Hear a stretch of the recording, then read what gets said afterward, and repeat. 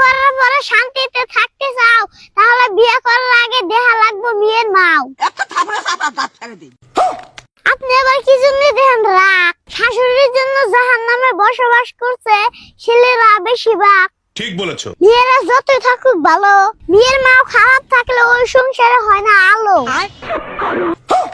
হ্যাঁ, আমি এখন থাকবো চুপ। 10 বছর সংসার করার পরে ধরতে পারছি তার আসল রূপ। বলো বাবাজি। আমি চাই না আমার মতো কারো জীবন হোক শেষ। সারা শাশুড়ির মেয়েরাই ধ্বংস করে পরিবেশ।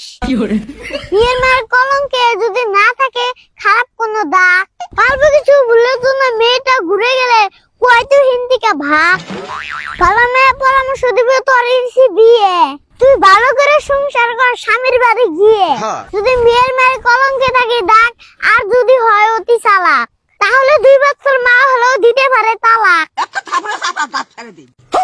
দেওসে কি জন্য ঝামেলা করে চাচি? বেশি কথা কইলে কোনো গলায় বাজাবো কাছি।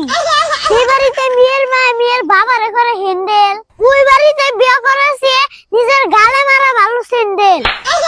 তার মানে কি বুঝতে পারছেন? মায়ের আচরণ মেয়ে পায়, জামাই বাড়িতে মায়ের মতন মাত বাড়ি করতে চায়। মিথ্যে কথা, আমি বিশ্বাস করি না। এইবার কি বুঝতে পারছেন দুনিয়ার মতি গতি?